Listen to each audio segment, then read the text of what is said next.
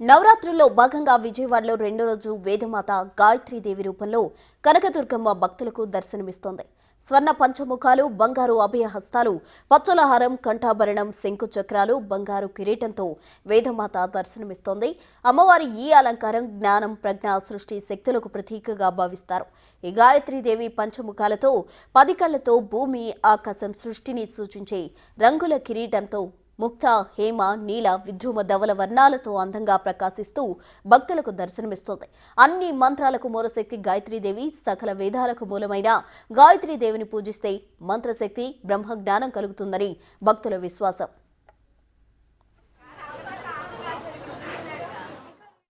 శ్రీమాత్రే నమః.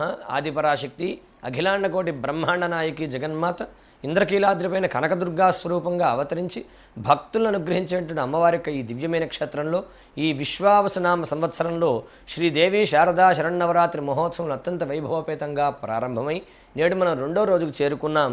నేడు మనం అమ్మవారిని శ్రీ గాయత్రీదేవిగా దర్శనం చేసుకుంటూ ఉన్నాం. ఒక విలక్షణమైన, విశేషమైన, విశిష్టమైన రూపంలో అమ్మవారిని మనం దర్శనం చేస్తూ ఉన్నాం. ఈ రూపంలో అమ్మవారు మనకు 5 శిరస్సులతో 10 చేతులతో 10 చేతులందు వివిధమైన ఆయుధములు ధరించి హంసవాహినిగా మనకు దర్శనమిస్తున్నది ఆ అమ్మవారు. ముక్తా విద్రుమ హేమనీల ధవళ ఛాయైర్ముఖైస్త్రియక్షణై యుక్తామిందు నిబద్ధరత్నముకుటాం తత్వార్థ వర్ణాత్మికాం గాయత్రీం వరదాభయాం అంకుశకషా శుభ్రం కపాలం గదాం శంఖంచక్రమథార్విందజగలం హస్తేర్వహంతీం భజే అని అమ్మవారి మనం ధ్యానం చేస్తూ ఉన్నాం.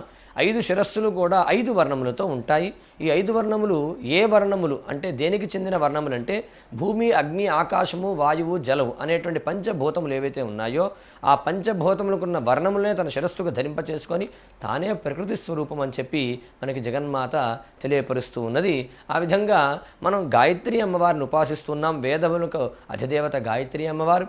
అదేవిధంగా త్రిసంధ్యల యందు కూడా మనం ఉపాసించేది గాయత్రి మంత్రాన్ని. కాబట్టి ఆ గాయత్రి ఉపాసన చేత మనం ఏం పొందుతామంటే గయాన్ త్రాయతేతి గాయత్రి అంటగా ప్రాణశక్తి స్వరూపం కాబట్టి అమ్మవారు ఆ ప్రాణశక్తిని మనం పొందుతాం. ప్రాణశక్తి ఉంటేనే మన జీవనం ఉంటుంది కాబట్టి ఆ ప్రాణశక్తిని అమ్మ ఉపాసన చేత మనం పొంది ఆ అమ్మనుగ్రహంతో మన ఆనందమైన సౌఖ్యమైన జీవితాన్ని పొందగలుగుతాం. శ్రీమాత్రే నమః. ఇక అమ్మవారి దర్శనం కోసం రాష్ట్రం నలుమూలలతో పాటు ఇతర రాష్ట్రాలు, దేశాల నుంచి భక్తులు పోటెత్తుతున్నారు.